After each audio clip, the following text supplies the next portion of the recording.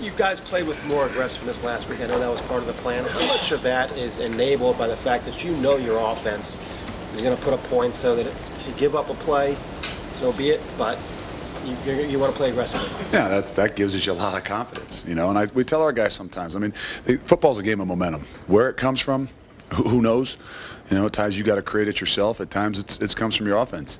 You know, maybe eventually at some point in time, you know, it comes from the defense as well. So there's momentum all over the field. The key is once you get it, you got to keep it. And if you got to create some different ways of doing it, you know, that comes with the game. But you know, you have some confidence built up in the fact that you know that the ball's in the offense's hand. They got a real good shot to, you know, continue to move and give you some breathing room.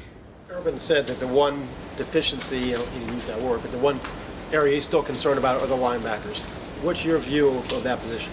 Oh, it's a daily grind, and you know, we're just in a situation where, you know, depth and things is really tough. You got a bunch of young guys, and sometimes you say young guys and guys that don't have a whole lot of experience.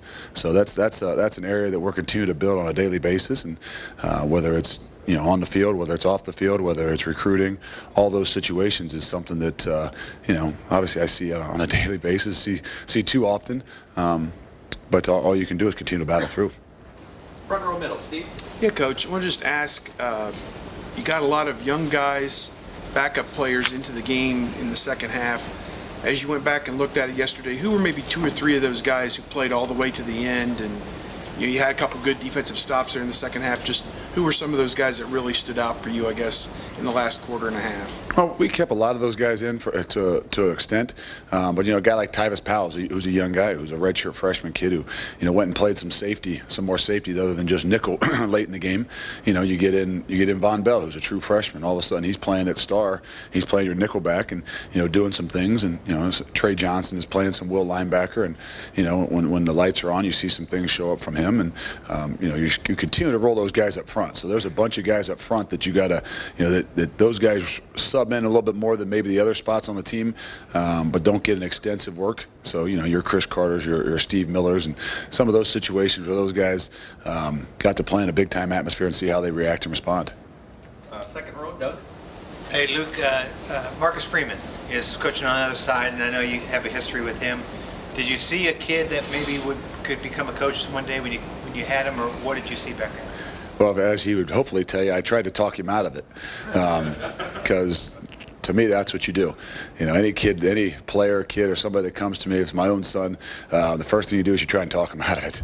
You say, it's a crazy business. You do a lot. There's a lot of things you give up. Obviously, there's things that you get. But the number one thing is, you know, especially if you played here and went here, sometimes you think about, I want to get into coaching because I want to coach at Ohio State. And the reality is, not every place is like this. And if you're really, the reason I talk him out of it, or try to, is if you can't talk him out of it, then you know they're fit for the coaching profession. And as much as I tried, I couldn't do it. And you see why.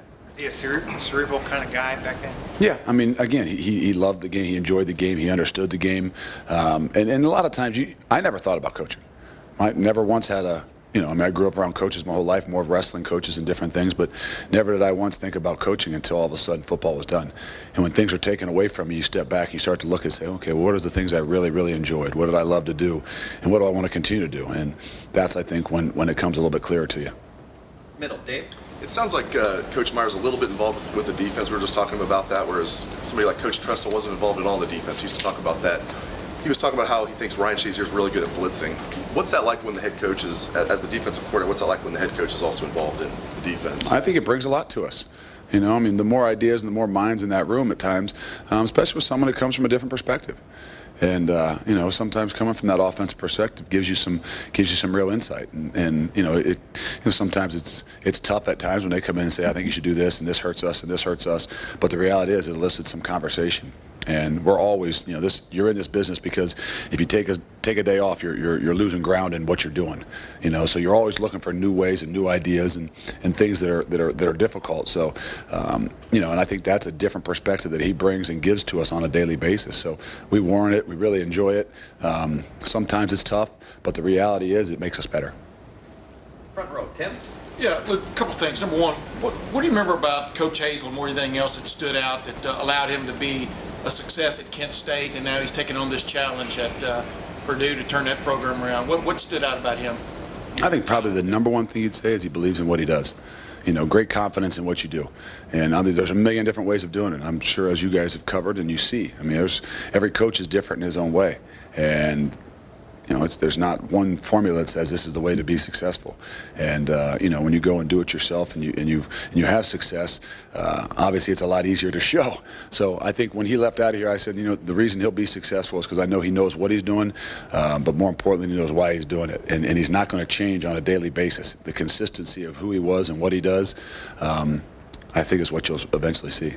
The other thing, Pitt Brown with that interception, much has been made of losing Christian Bryant, the void it left, leadership-wise and everything else. What does it do for Pitt Brown to have a big play like that that kind of turns the game, but also what does it do for the confidence of the defense to know they've got another guy back there?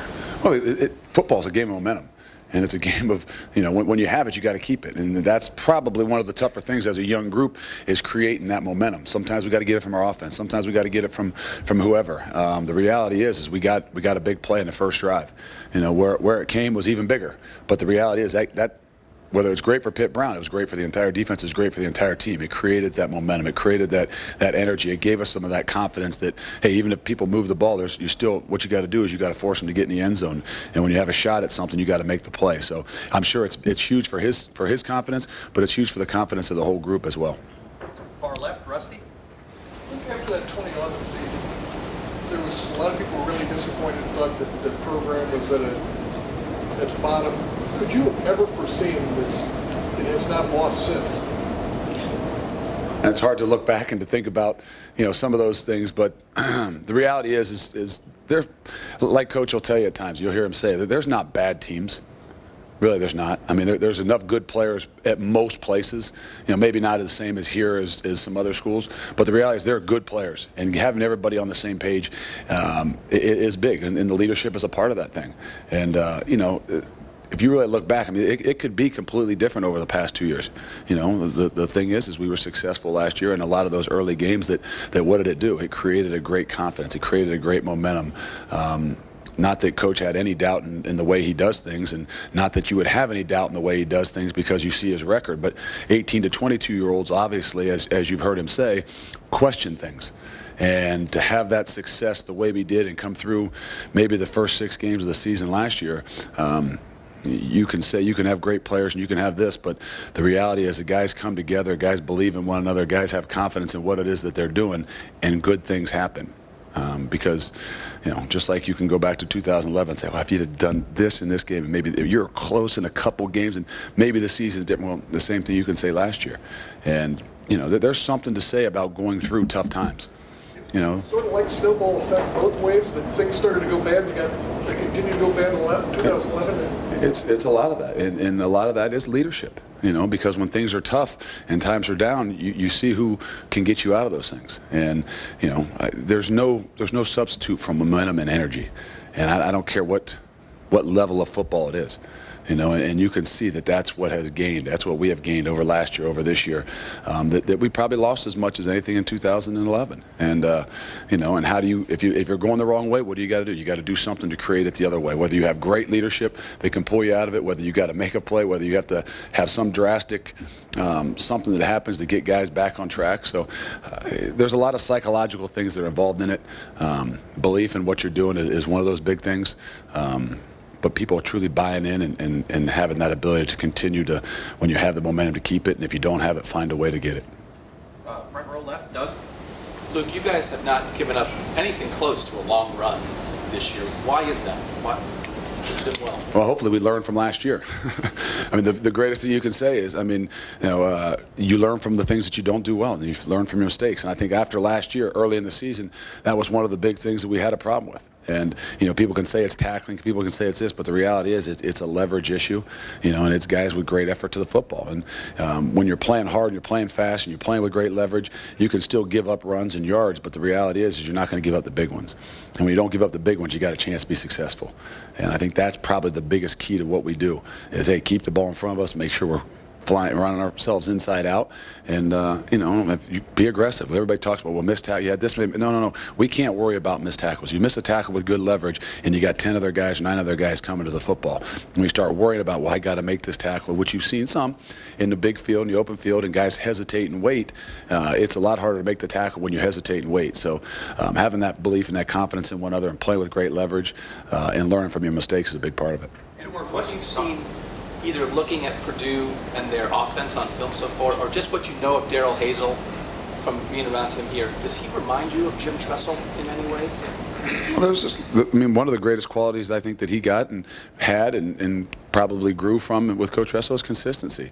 He's not going to be real high and real low, and that's a sign of a great leader.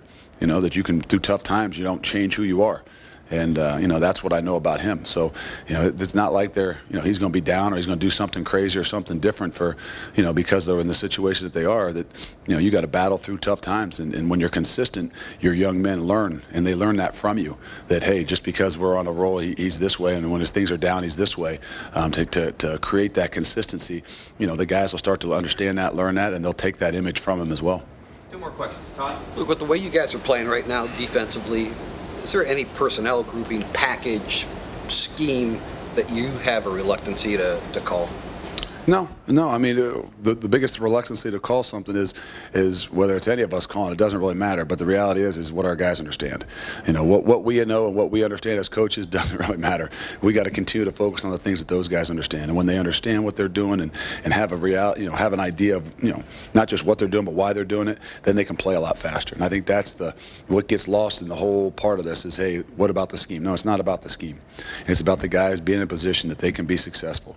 There's some things for the people we have that, hey, in 2007 we were really good on defense. I'm just using 2000. Really good on defense, and we did a few specific things because that's what some of our guys did really well. Well, that's a different team than right now. Whether it's a Mike linebacker or Will linebacker or Leo or Viper, whatever you want to call them, we got to continue to figure out what it is that our guys do well and let them build off of that, as opposed to asking them to do something that, well, in theory it should work, but the reality is we're asking him to do something that he physically might not be able to do. And last question, Austin. Luke, is there something aside from Shazier's athleticism that enables him to be such an effective blitzer? No, instincts. I mean, blitzing is about timing. And guys that got great timing and understand, blocking schemes and an aiming point to where they're going gives them a lot better opportunity to be successful. I mean, we've had some really fast guys that are not good blitzers. We've had some really slow guys that are really good blitzers. And it's a knack. It's something that comes down to, like I said, timing and aiming point in order to be a great blitzer is something that is sometimes tough to teach. Obviously, they can get better at it, but sometimes those are things that are really natural in what they do.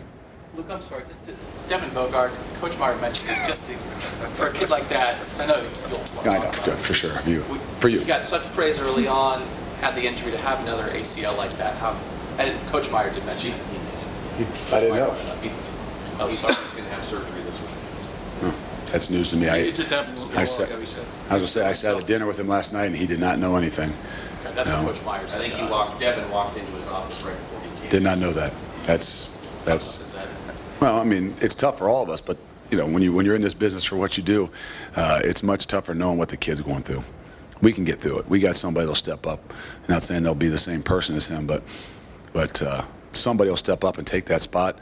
The real thing that hits hard is that that wow, this kid's going to go through another situation like that, and how can he handle it, and how tough and how strong is he mentally to go through another battle like this? So that's what pulls at you. Thank you. Thanks.